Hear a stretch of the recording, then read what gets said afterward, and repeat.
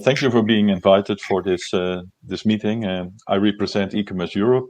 We are the organization representing 25 national e-commerce organizations and more than 100,000 companies, web shops. So we are basically the interfaces, the online interfaces mentioned in Article 3 that provide mainly goods.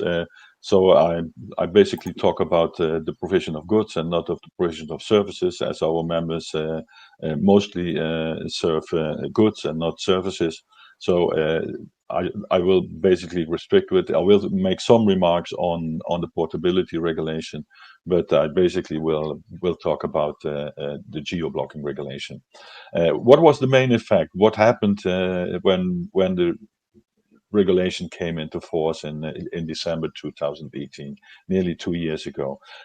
Basically, web shops were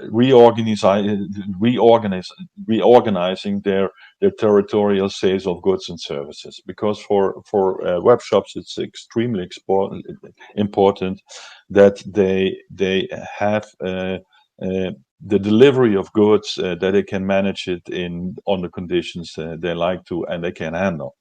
To give you an example, or to give you the main question, which was important for us as web shops, that we want to be part of let me say, the geo-blocking regulation and serving consumers also from areas we don't target. But what we didn't want and what we still don't want is an obligation to deliver everywhere in Europe. So it's extremely important for web shops to have the area organized on their own conditions, where they are willing to deliver, and that's what happened. Web shops reorganized their web pages and their territorial sales of goods and services. They explicitly started informing on the different territorial areas they target. They explicitly formulate and informed on different conditions for the different areas, so that everybody could know, okay, if you're on this website, these are the conditions and these are the payment conditions.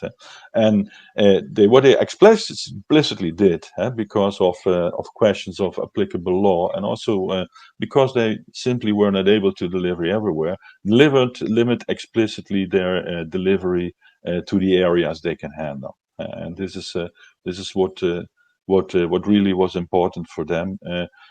As I got the invitation for this meeting, there was a phrase that really triggered me, and that says that there is still a reluctance to deliver cross-border from web shops. And there is no reluctance, but for a lot of web shops, it's impossible to deliver further than the area they serve.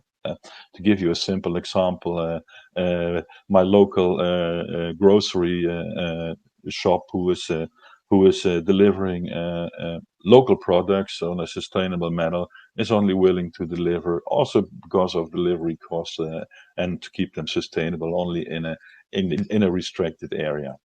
So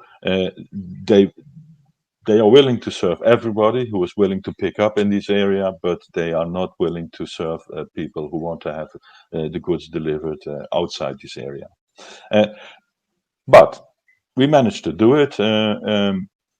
We got, as a web shop, as serious businesses, we try to care for non-discrimination, and the biggest challenge for us was redirecting.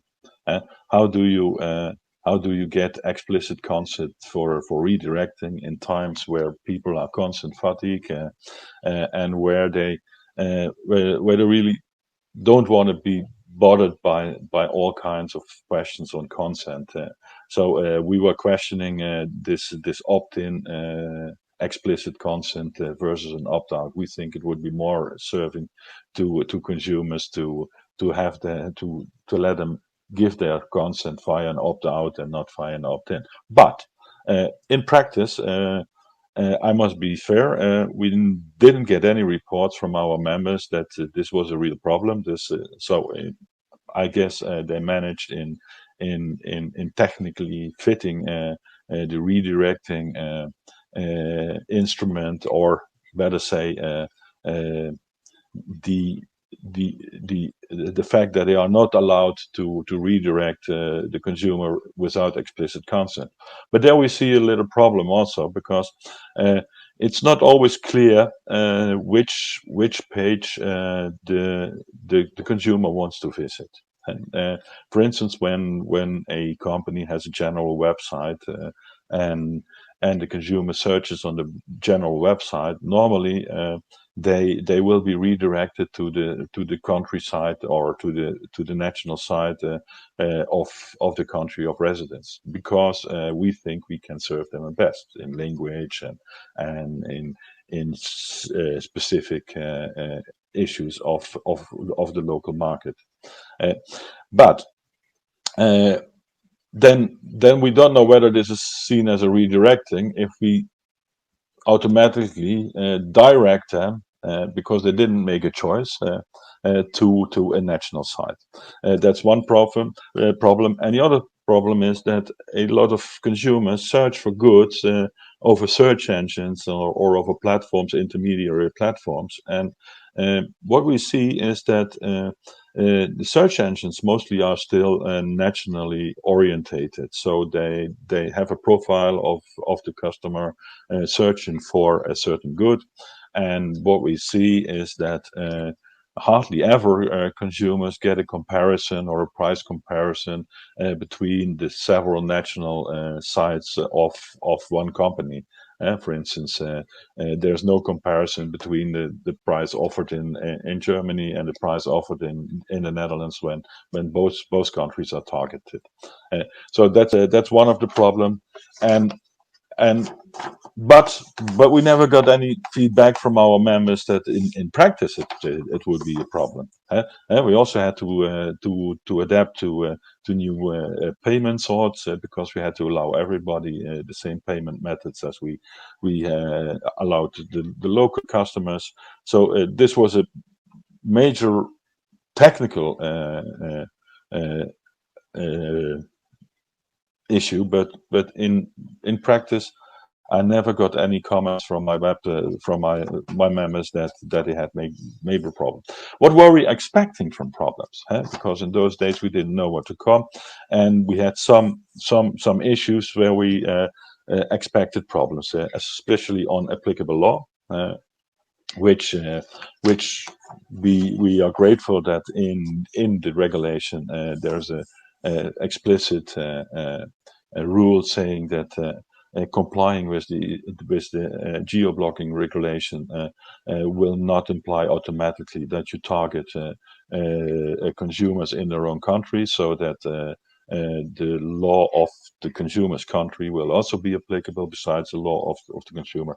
And we also expected problems on the competence of courts, especially because it's not the absolute competence, but in relative competence. So when, for instance, in Germany or in the Netherlands, a certain judge is absolute competent, the relative competence mostly is coupled on the place of residence of the consumer. But at geo-blocking, as the consumer is from outside the country, and there's no place of residence known in the country when he picks up in the country. So do we have to stick to other let me say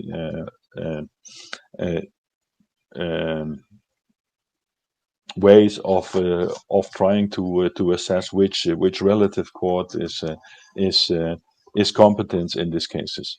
We also expected problems on after sales services, because you can imagine that if a consumer is buying a good in another country than he is living in, it may be difficult to render to him the after sales services in the same way we render them to local consumers. But again, we didn't get any reports from our members that it led to major problems. The same is on consumer rights. because we think the consumer rights will be applicable of the country of pickup, where the consumer picks up the goods, and but and that also withdrawal and free returns and so on were a thing we had to think about, because if you offer free return for your own customers in your own country, what does it mean for customers coming from outside the territorial area you target? Do they also have a free returns, because the cost of returns will be substantially higher when coming from further away. The same we had the same problems we expected on non-conformity, and especially on remedies for consumers, on repair, replacement, and damage compensation. Up till now, I didn't get any major reports from my members that there were problems, but we never had cases on it, so maybe it will become a problem, because the geo-blocking regulation is only came into force only a short time. And then a short notice on portability of portable digital online services. As already mentioned, it's a major success, but it's only a success for paid services, and paid services paid with money.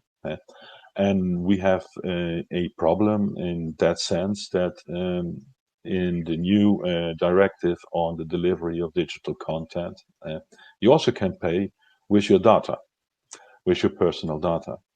And so there is a counter prestation for the consumer, comparable with money, because data are an asset. So we think there should be a new, let me say, rethinking about portable digital online services that are so-called free, but are not free because they're paid for with data. Maybe they should come in the scope of paid services and not in the scope of unpaid services.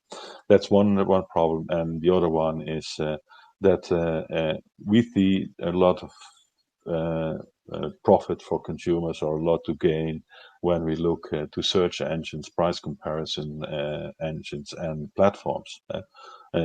Because when we look to price comparison or search engines and platforms intermediating, they mostly have a profile of the consumer, knowing where the consumer is resident, and they mostly direct their activities, or try to connect the consumer with web shops in his own country. And of course, a last one is enforcement. We didn't see much enforcement actions up till now, or better said, we didn't get them reported. So we think basically the the geo-blocking regulation came into force without causing too much problems for the merchants. Thank you.